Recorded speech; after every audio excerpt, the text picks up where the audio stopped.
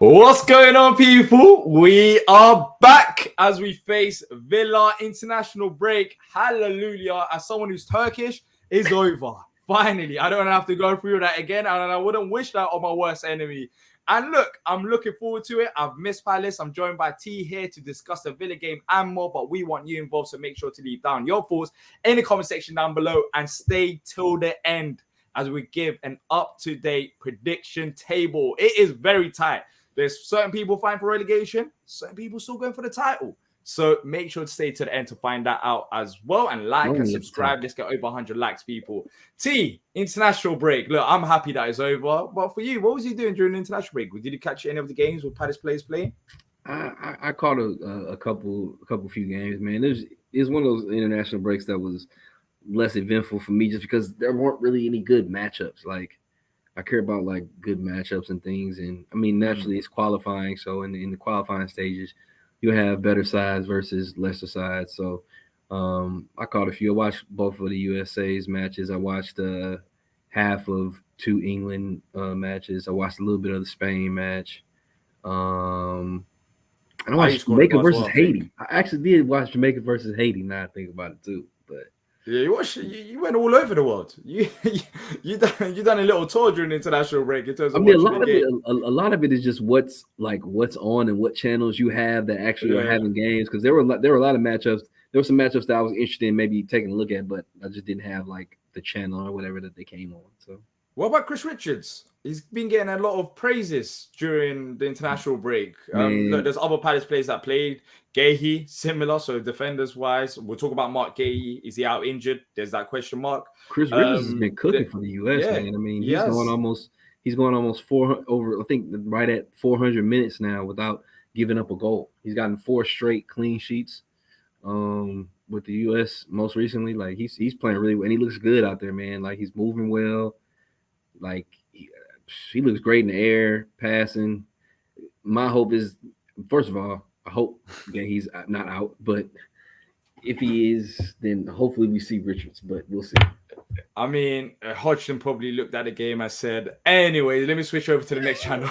I haven't got time for this nonsense. I'm not watching Richards play now. I'm joking. But look, Richards, he hasn't really got opportunities, but whenever he has played for US men's national side and also for Palace, he's looked decent. So I'm not too sure. Honestly, it's a question that I can't answer why he doesn't get selected. But let's talk about, another positive. Eze, he played for England. I know he missed a sitter against Scotland, so he was playing. I think Joachim Andersen featured for Denmark. I couldn't really catch his game. Jordan Ayew scored a goal. I think Jordan Ayew scored another. He's now for Ghana. He's now like third all time for Ghana. Well, the top 4, 3 of them is his family members and him included. So that family is absolutely carrying Ghana on the shoulders. So yeah, he's had a positive. But the one negative, we mentioned it a few seconds ago, Mark Guehi, he has a potential injury. Well, he got subbed off against Scotland at halftime, and Southgate did say that it was down to an injury. We don't know yet to the extent of it. Hopefully he's free, he's fit, and nothing happens. But look, I'll be honest, when I first heard the news, you're not going to replace Guehi because Guehi is elite for us in that category. I think Guehi and Anderson number 1, number 2. But then again, T, this is where your good depth can come and step up with the likes of Rob Holding, which we haven't spoken about yet. Rob Holding, Chris Richards. Are you as worried if Guehi is out injured than as to previous years when we didn't have these quality players? I'm worried if Chris Richards isn't the one that's selected to play. That's when my worry comes in. Why? Because you have either James Tompkins, who's an aging Premier League experienced player, but like you said, there's no replacing Mark Guehi. But when you talk about bringing in a guy like Tompkins to replace him, I think there's just so many things that you're missing from his game, and that you won't be able to even come close to what Guehi can do. So there's that. Or you bring in a guy like Rob Holding, who has been in Arsenal, a pretty solid player, but he literally hasn't played all season long. He hasn't touched the pitch yet, really. You know what I mean? So once again, it's like, how's he going to look out there? How's he going to perform? What's he going to look like form wise, being that he hasn't hardly touched the pitch? Or you got a guy like Chris Richards who um, has shown through now the last 2 to 3 uh, international breaks that he's quality and he's top choice for the United States, going almost 400 minutes without giving up a goal for his country. You know what I mean? Who has great abilities with the ball at his feet, who can play uh, the ball in the air very well, who we've seen at Palace, and when he's played very well. I mean, well enough to get Player of the Month for us in the time that he was there. So I don't know. I mean, if we play Richards, I'm happy. I'm good. I think we're in good shape. We're in good hands. I think my worry comes in if he's not the one that's picked to go out Yeah, there. but then surely if it's not Richards, it will be Rob Holding. I think Tompkins now should be out of the picture. And the reason why I'm saying that is one, of course, Holding coming in to the side. I think that was a smart move by Palace in terms of depth options, and I don't think Holding would come to be behind Tompkins. I don't think that's a possibility, and maybe Roy could prefer him as he has that Premier League experience. Mm-hmm. And on top of that, Tompkins, when he did play against Plymouth, from what we've heard, he wasn't that great. But Richards, he seemed like he had a solid game. So everything adding up, that's why I didn't even mention James Tompkins. I didn't even enter him to the whole show. I know you did because you're worried about it, but I mean, genuinely feel like we moved on from that now.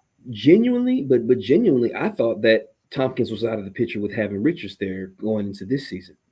I thought he was out of the picture. I get you, but now that Rob Holding is there, he should be fully out of the picture. Even if it's not Richards, it should be Rob Holding. Let's say it was Rob Holding. Would you be fine with that as well? I know that you said that he hasn't played that many games, but he should be fit. He was training with Arsenal as well. He had a preseason tour. It's not like he was out injured. That's just the hope, you know. I mean, because we all know that you know, training is one part, and actually being out on the pitch, playing what will be end up being a full 90 for him, is very different. But I guess you worry less about him just because, like you said, he is Premier League proven, playing in a top caliber club like Arsenal, playing with really good players with that club as well.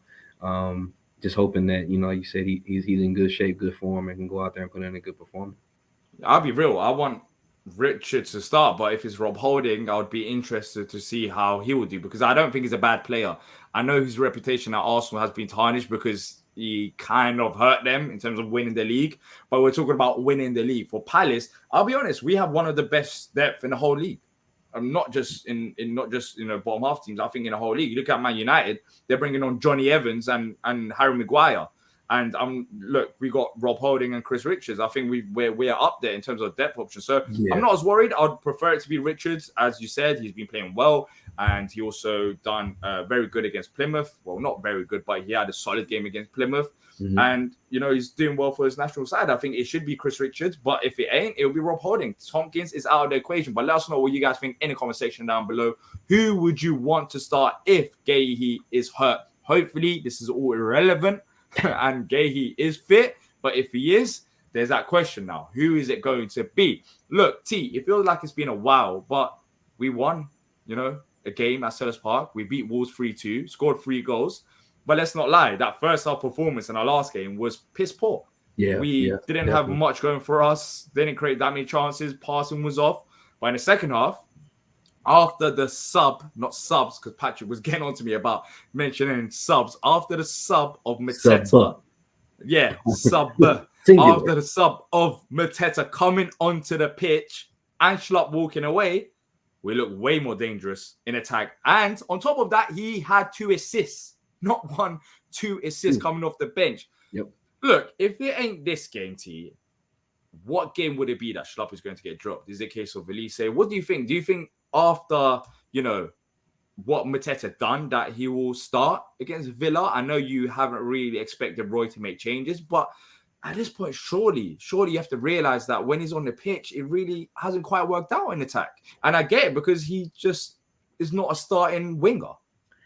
As much as I want a change to happen, I hate. Surely not, T. Why do you still think that? So and let me be upfront with this because this is thought that I agree with. This isn't original thought for me. This actually comes from Patrick. Patrick brought this up, I believe, in a conversation with JC from Eagle Eye. But I think it's the idea that if we start out with both Mateta and Edouard in the game up front, more than likely like I know where you're going because I said this on the show like with Patrick. 4-4-2. And I believe you said this too. So let me give you your credit there too. If it doesn't work, we don't have anything else to really go to after that because we're starting both strikers that we have on the squad right now, and I guess by starting Mateta, you then significantly decrease your attacking options off the bench. So I guess it's a matter of if you start with him in the game in that setup and it doesn't work, what are we pivoting to, and how are we pivoting? You know what I'm saying? So I guess that becomes a topic of conversation.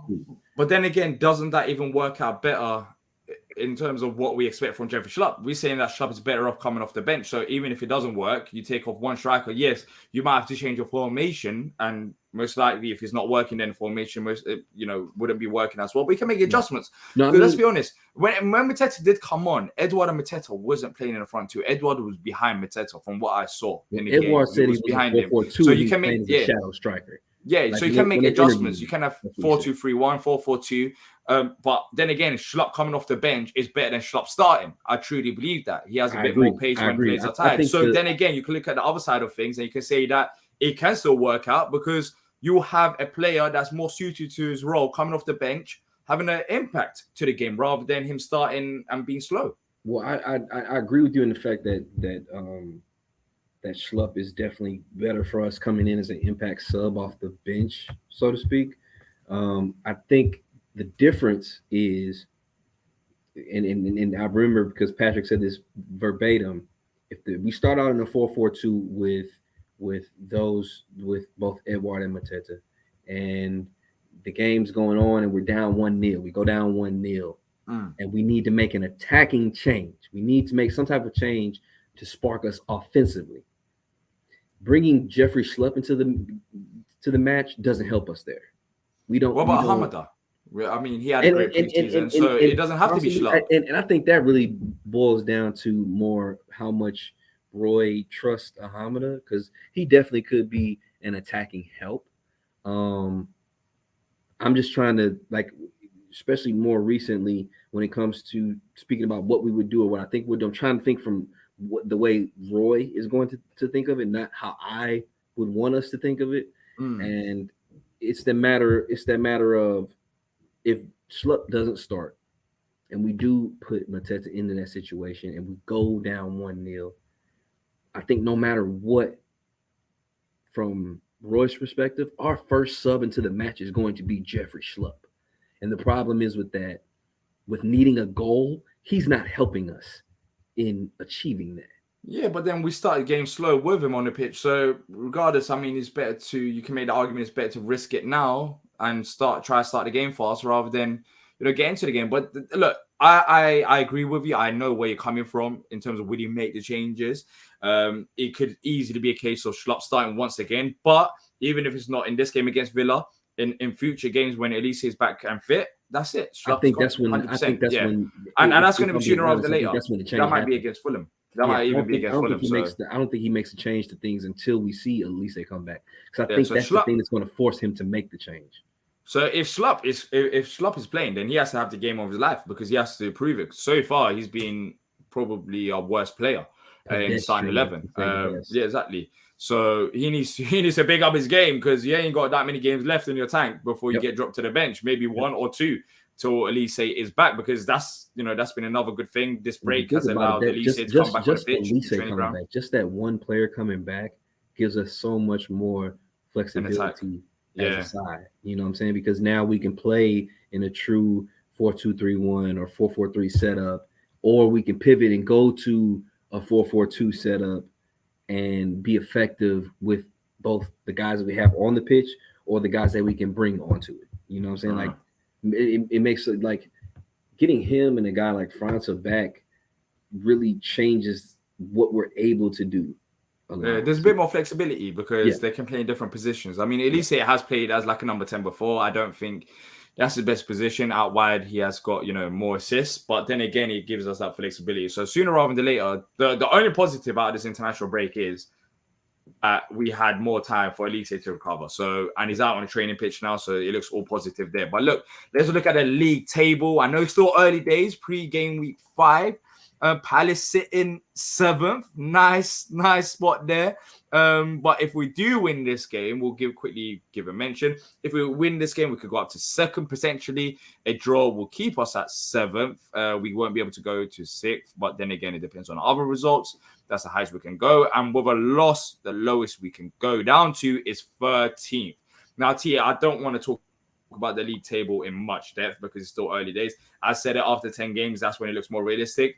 But every game matters. That's why I always say game at a time. Yep. I'm not looking at the United game in a few weeks' time. Even I'm not looking at the Fulham game when I look at the league table. It's game at a time. And all these points right now, it's been a solid start. They add up at the end of the season.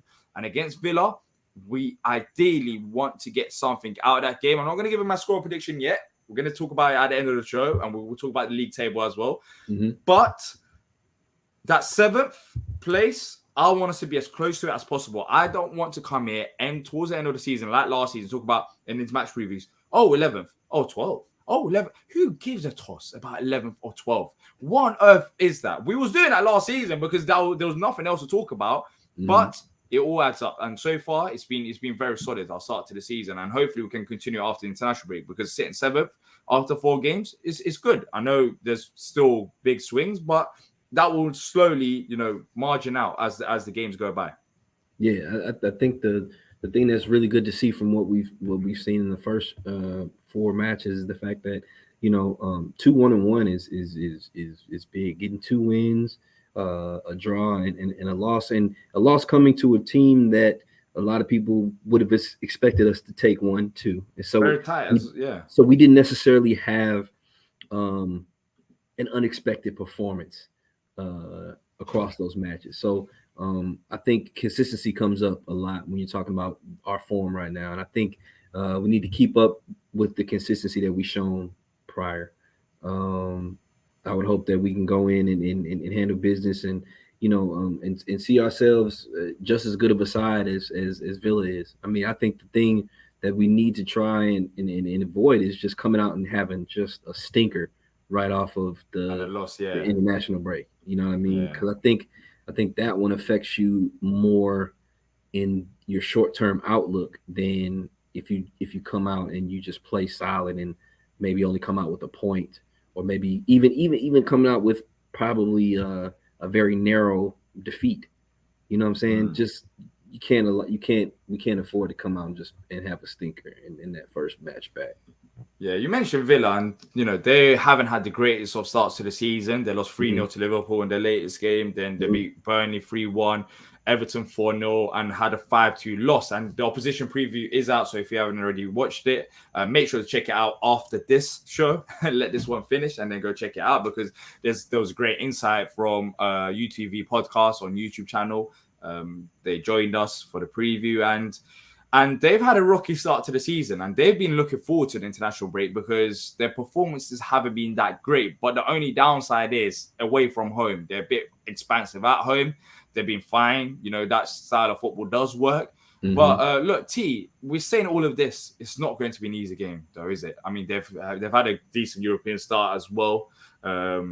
Winning their games in Europe, and they're going to be up for this game because they need to pick up more wins. 2 out of 4. Yes, it sounds great, but some of the losses, it just weren't good enough for Villa's level now. Yeah, I think with Villa, when you look at them as a team and what they've gone through so far this season, and you're talking about characterizing them, Villa's a top-heavy team. They're really good up front. They've got good attacking talent when it comes to the addition with a guy like Moussa Diaby. Ollie Watkins is still playing really, really well.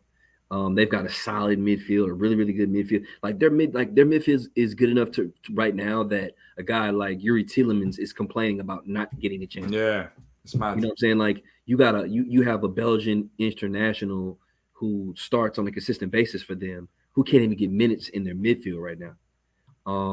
But on the contrary to that, on the other side is the struggles that they had, and it's been defensively. Like you just said, they took a 5-2 loss.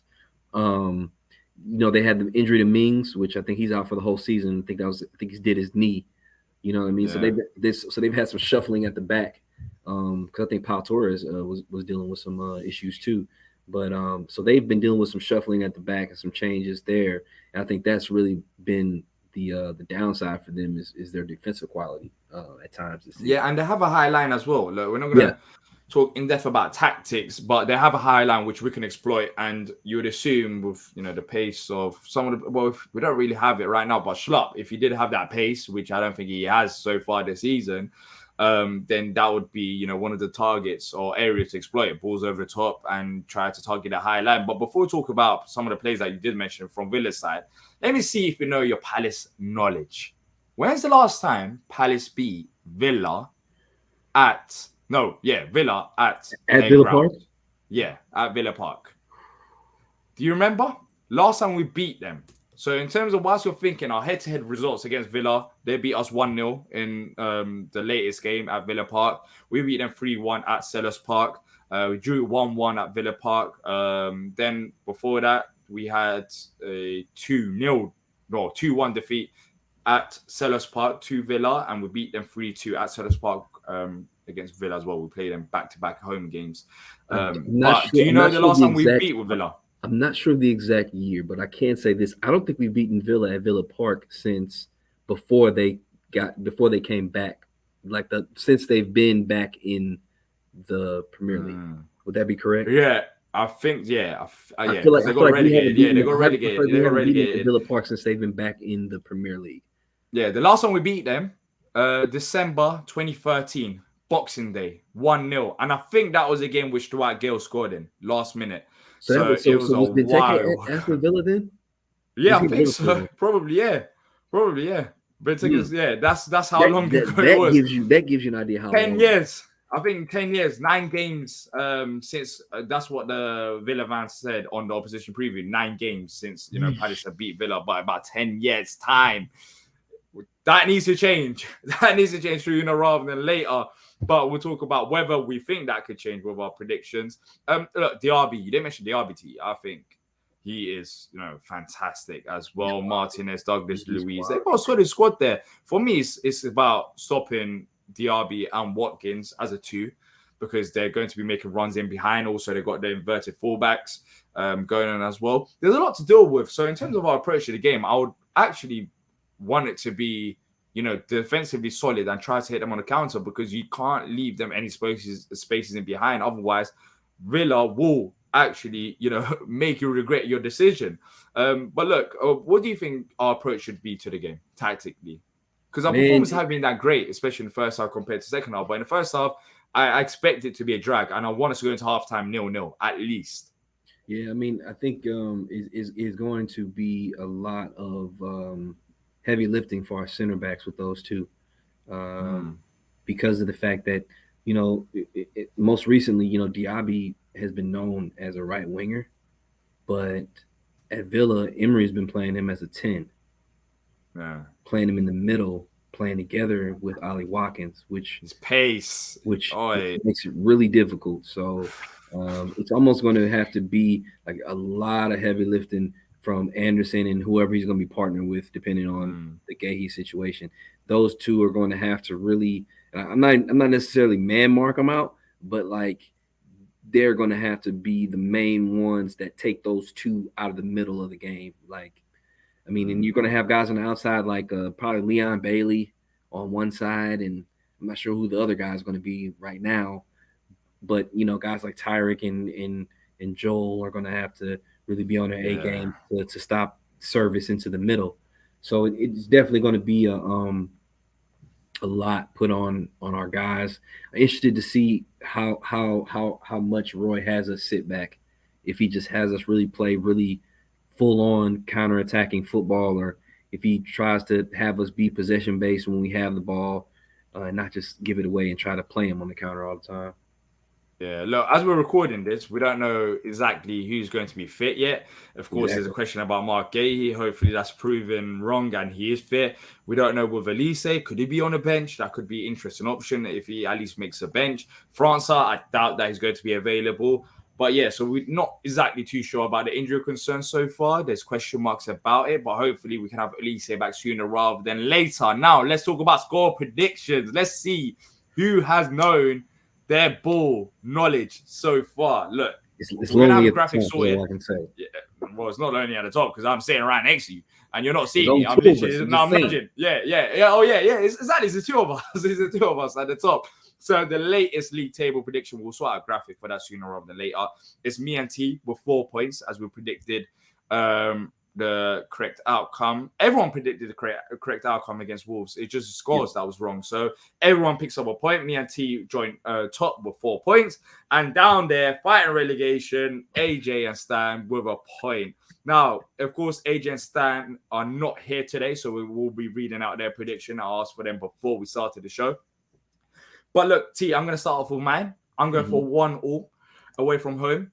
Every game matters. I would love us to pick up a point there, even if it means 0 shots on target. Just get a point by the bare minimum. I could see Villa scoring, but then also Palace hitting them with the high line. I could see us getting a goal as well. So I'm going to go for 1-0. How do you see this one going? Actually, I'll put you down in score prediction like you predicted already. Sorry, my bad.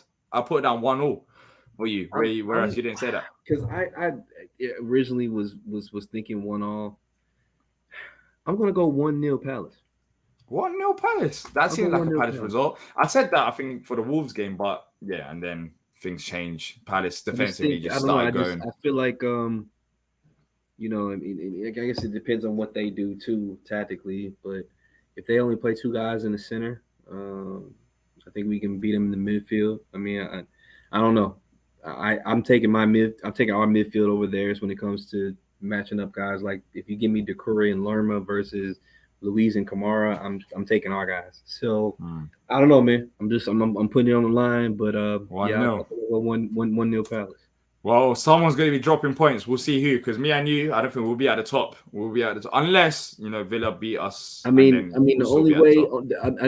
only way if we take a tie and you get your either your point or your 3 points, you go a little bit higher, but I don't think AJ it's still tight. It's still early days. That's what I'm saying. Wait for 10 games. Even wait for 10 games for a prediction table as well. It's still early days. It's still early days. There could be swings. But AJ, he went for 2-1 Villa. Interesting. Yep. So he's going for the safe option, I guess, because Villa are favourites. And Stan agreed with me. He said 1-0 as well. So we've got different results. AJ is going against Palace. Go 1-0. That would have been 3 of us going 1-0. I wouldn't have felt right. Yeah. Well, that's on you, innit? That's on you. If you want to go 1-0, you could have went 1-0. No one was stopping you, but you want to go 1-0 Palace. And hopefully you are right. And hopefully I do drop points for your sake and for our sake, because I would rather be, dropping points on this prediction table rather than Palace dropping points in real life. But right. I think everybody will be fine with my outcome.